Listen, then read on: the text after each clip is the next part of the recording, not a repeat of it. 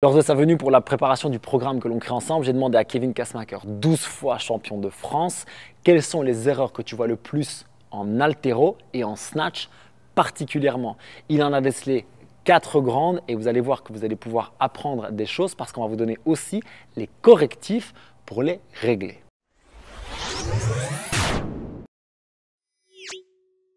Salut la team, petite interruption rapide pour vous dire que le programme Lift est disponible au moment où cette vidéo sort pour encore quelques jours, voire quelques heures. Donc si vous voulez en savoir plus sur comment on a construit le programme avec Kevin et moi-même pour vous faire progresser en haltéro et en crossfit avec les erreurs fréquentes, comment les corriger, la bonne respiration, la bonne technique et les bons renforts aussi parce qu'on vous faire gagner en force, en technique et en mobilité bien entendu. Eh bien ce lien est dans la description de la vidéo. Il reste un tout petit peu de temps pour vous inscrire. Si vous voyez cette vidéo en différé, pas de panique, vous pourrez rejoindre la liste d'attente et vous serez prévenu la prochaine ouverture. Place à la vidéo. Erreur numéro 1. Accrocher les bras. Accrocher les bras. C'est quand je fais un peu ce truc où je commence et puis une fois que je passe, là, je commence à m'accrocher et puis j'essaie d'envoyer. Comme je peux, ouais. Oui, comme je peux, on est bien d'accord. C'est quoi le problème? Alors, il peut y avoir plusieurs problèmes. Le premier, c'est que tu n'arrives pas à te fixer, en fait, au niveau scap. Ça veut dire que je ne suis pas capable de faire ça et de rester là. C'est ça. Pendant mon et en tirage. fait, dans l'idée, si tu as cette sensation de faiblesse parce que la barre peut-être est lourde, en fait, tu vas vite venir faire ça parce que ça va te permettre en fait, de pouvoir reculer légèrement les épaules. Ok, ça c'est un bon constat. Comment est-ce que je peux faire pour corriger? Travailler en tempo. En fait, aller vraiment chercher cette ouverture et en fait, venir chercher par exemple du lift-off. Pas forcément chercher à mettre du rythme, pas forcément chercher à envoyer après. L'idée là du mouvement, ce ne sera pas de mettre la barre au-dessus de la tête, mais vraiment de rester solide sur son départ. Donc c'est vraiment de venir chercher un départ solide et chercher à avoir entre 5 et 7 secondes pour arriver au point de puissance sans aucun rythme. Entre 5 et 7 secondes. Entre 5 et 7 Tu veux secondes. nous péter les jambes en fait, nous soyons bien clairs. Dans l'idée, Et la fixation. alors ça va exploser les jambes, mais dans l'idée, c'est que ça va vraiment chercher à garder les bras relâchés. C'est ça, donc je vais me mettre de profil pour que ce soit plus lisible sur la caméra. Donc ce que je vais faire ici, c'est me placer dans mon snatch. Je vais fixer au maximum et de là en fait, Juste une poussée en jambe, je pousse, relâchant les bras. je relâche les bras et je pousse, je pousse, je pousse, je pousse, je pousse, je pousse, je pousse, je pousse, je pousse, je pousse, point de puissance, C'est m'arrête. ça. C'est dur. Et Ouais. je sens les dorsaux à fond de balle. Ouais. Super, bien ouvert ici, je regarde devant moi tout le temps. Ok. Et je fais l'excentrique, tu me disais. Ça, Toujours. c'était intéressant. Tu me dis, je fais l'excentrique sur ce genre de mouvement. Toujours sur ce type de mouvement, toujours, parce que l'idée, c'est d'avoir un travail qui est continu. C'est pas de venir chercher à relâcher sur la fin, en fait. Une fois qu'on a fini de monter jusqu'au point de puissance, on va chercher, en fait, le chemin inverse. Tout simplement parce que c'est aussi quelque chose qui va te permettre d'ancrer aussi le schéma moteur, en fait. Même si c'est à l'inverse, en fait, on travaille sur un excentrique Bien aussi. sûr, tu vas rester actif dans les positions, dans le freinage. Tu vas C'est ça. continuer à renforcer les bons Ne muscles. pas chercher à mettre de rythme, c'est ni dans la montée, ni dans la descente, en fait. Ok, donc si j'ai tendance à accrocher les bras trop tôt, je vais très souvent avoir un swing, ça va être un peu le Clairement. bordel. Et un très bon exercice pour corriger, c'est donc ce lift-off que tu viens nous expliquer. ça. Quitte à ce que je m'arrête au point de puissance, parce que par contre, à partir de là, c'est le moment où j'envoie. C'est ça. La deuxième erreur, et ça, c'est clair, moi je la vois tout le temps, tu disais, c'est le départ rapide. Ouais. Ça veut dire quoi? Ça veut dire qu'en fait, on n'est pas capable de mettre du rythme, en fait, après, au niveau du point de puissance. Ça veut dire que j'accélère la barre au sol, c'est ça, et qu'en fait, le problème, c'est que j'arrive là et puis il n'y a plus de jus. C'est ça. Je peux plus. En fait, à partir du moment où, même si je garde des bons placements, même si je garde, ce qui est très rare quand on part vite, hein, Oui, j'allais dire, on voit mais souvent les fesses qui même montent. si je garde des bons placements et que je pars vite, en fait, il faut savoir que c'est la notion de rythme à partir du deuxième tirage, donc du point de puissance, qui va faire monter ta barre. C'est pas plus je vais partir vite, plus je vais pouvoir la faire monter, c'est plus je vais pouvoir accélérer au point de puissance, plus ma barre va monter. Ça, c'est super intéressant. Si ces notions de point de puissance, etc., vous sont un petit peu étrangères, on a fait un tuto complet sur le snatch. Kevin vous explique tout. On vous met le lien dans la fiche, dans la description, comme ça, vous pouvez vraiment aller voir tout ça. Donc, c'est super intéressant ce que tu dis parce que c'est-à-dire qu'en gros, c'est je contrôle, je contrôle, je contrôle, et c'est à quel point je peux changer de vitesse. C'est ça. En fait, C'est ça, en fait, qui compte. la capacité d'accélération en fait, qui va permettre d'avoir une hauteur de barre qui sera adéquate pour que tu puisses passer en dessous. Donc si j'ai tendance à partir, comme tu le disais, donc un peu rapide, puis là je suis souvent coincé et je dois tout tirer avec le dos, avec les bras. Là, ça devient de la force, c'est plus de l'explo. Je dois vraiment bosser sur le fait de faire et vraiment ce changement de vitesse. C'est vraiment aller chercher du tempo. Là, on sera plus sur du 5 à 7 secondes, on sera plus sur du 3 secondes pour arriver au point de puissance. C'est ça, pour quand même garder du jus. Pour être capable d'accélérer derrière. Ouais, c'est ça. Mais dans l'idée, ouais, c'est aller chercher du 3 secondes pour arriver au point de puissance et d'envoyer, que ce soit sur du high pull, que ce soit sur du muscle snatch, que ce soit sur du power snatch. Et après, autre chose qui peut vraiment aussi t'aider à contrôler ce départ, c'est encore une fois le déficit. Écoute, c'est cool, je te propose qu'on le montre en fait. Ouais, clairement. Bon, il faut avoir conscience qu'avec mes longs segments, le déficit, c'est quelque chose. Ah, c'est un gros déficit. Hein. Voilà, c'est un beau déficit, puisque je suis déjà en déficit naturellement, en fait, mais ça va être cool. Donc du coup, là en fait, je vais être encore plus obligé de me fixer au départ et je ne vais pas vraiment pouvoir accélérer la barre. Si je suis là en bas et que j'essaie de mettre de l'accélération, il ne va rien se passer. Je vais tout monter là. C'est ça. Ça ressemblera à rien. Et donc c'est pour ça que ça peut être intéressant en fait. C'est qu'on va augmenter en fait l'amplitude de ta barre, parce que concrètement de trajectoire de barre, on va l'augmenter. Et du coup, on va aussi te mettre sur une position qui est moins agréable au niveau du départ. Complètement. Et qui est en fait une position qui ne te permet pas de partir vite. Du coup, est-ce que tu peux me coacher là-dessus? Et je fais quoi? 3 secondes au point de puissance, puis high pull, muscle, qu'est-ce que je fais après? High pull, ça suffit déjà. Ça sera déjà pas mal. Donc je viens me placer. Tu viens te placer, ouvre bien. Voilà. Et là, je pousse. C'est ça. 2, 3, pouf. C'est ça. C'est ça le rythme? On peut chercher encore plus de rythme là. Quand tu dis plus de rythme, ça veut dire quoi? Alors là, le seul truc qui manque un peu éventuellement, c'est de l'engagement de hanche pour pouvoir aller chercher encore plus de J'ai pas mis assez d'explos. C'est ça. Ok, mais par contre, sur le principe de changement, c'était juste. C'était ça. Ok.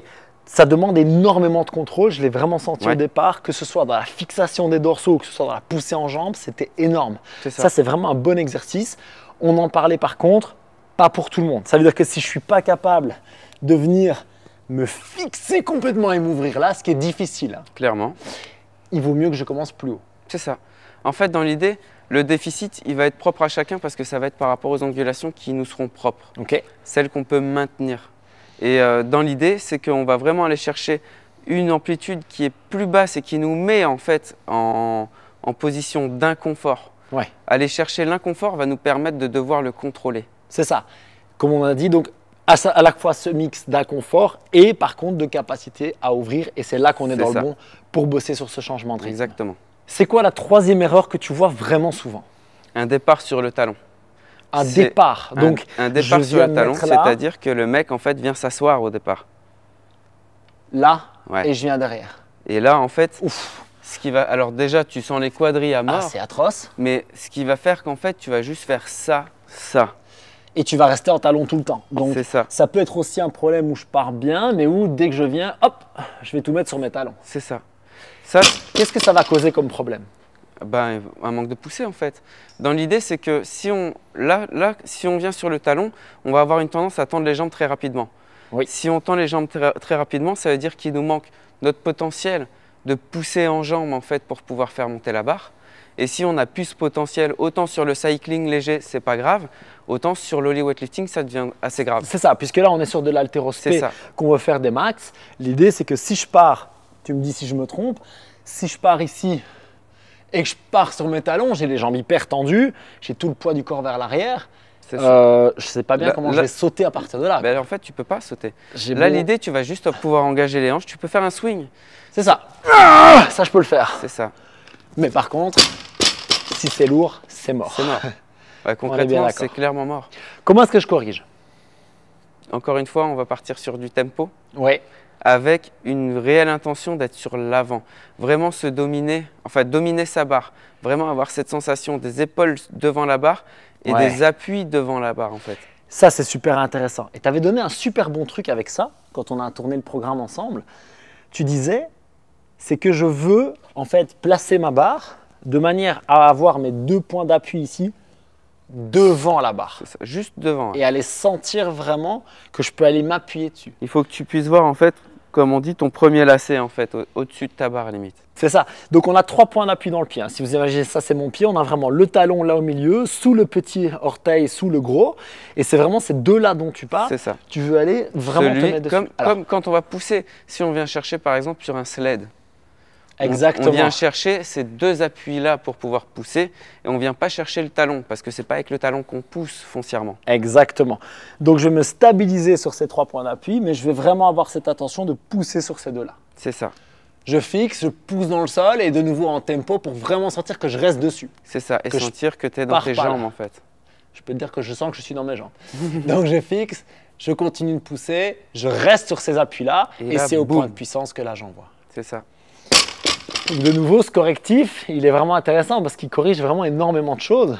Par contre, c'est l'intention du correctif qui change ici. C'est ça. C'est pas des parlants accélération derrière, c'est je reste vraiment là. Sur l'avant du pied. Bien sûr, je ne vais pas décoller le talon. Il ne faut jamais décoller le talon. On est bien d'accord. À part quand on commence à tirer la triple extension. Mais l'intention, c'est vraiment de pousser sur ces deux appuis. Je l'ai très bien senti et j'ai tout de suite senti les quads vraiment qui venaient se fixer. Et pas du tout, pas l'étirement des ischios. Parce que ça, on s'en fout en fait. Il n'y a pas besoin que ça soit étiré, il faut pas qu'il soit chercher actif. C'est ça. Il ne faut pas chercher un étirement des ischios parce que de toute façon, plus tu vas l'allonger, moins il sera apte en fait à finir l'extension. C'est ça. Et puis comme tu le disais, j'ai besoin de ce potentiel pour pouvoir sauter. Et la dernière erreur dont tu m'as parlé, bon, elle me parle énormément forcément. Tu parlais, c'est la réception overhead qui est pas bonne. Qu'est-ce que tu peux dire là-dessus? En fait, dans l'idée, c'est qu'il y en a énormément qui pensent qu'il faut pousser la barre en montant l'épaule. Donc en utilisant le shrug, quoi. Comme ça. C'est ça. Je déteste, c'est horrible, ça fait super mal.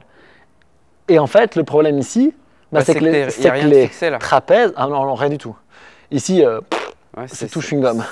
On est bien d'accord. Est-ce que tu peux le montrer toi, parce que ce sera assez sympa pour la caméra, c'est que tu puisses le montrer et que je montre la différence quand tu es actif ou pas. C'est assez dingue.